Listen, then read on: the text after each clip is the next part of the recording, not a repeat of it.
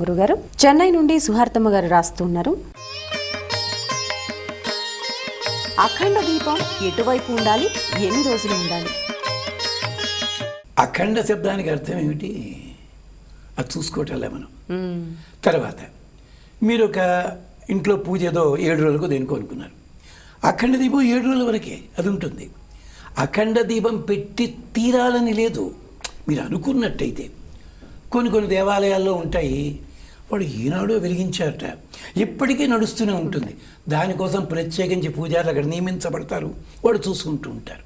ఇలాగే అంచేత అఖండ దీప శబ్దానికి సాధారణ అర్థం తీసుకున్నట్టయితే, మామూలుగా అయితే మీరు పూజ చేసుకుంటున్నంతసేపు ఆ వ్యవధి గంట కావచ్చు, 3 గంటలు కావచ్చు, దీపం కొండెక్కకుండా చూసుకోండి, సరిపోతుంది.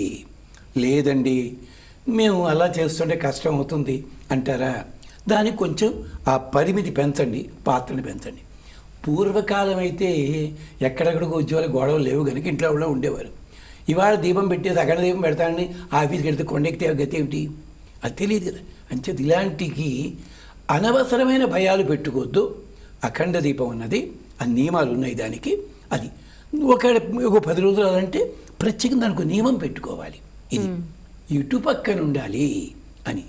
మళ్ళీ దీనికి పెద్ద లకోటా ఉంది. అఖండ దీపాలు 11 రకాలుగా పెడతారు, 11 సందర్భాల్లో, ఒక్కొక్క దానికి ఒక్కొక్క ప్రక్రియ.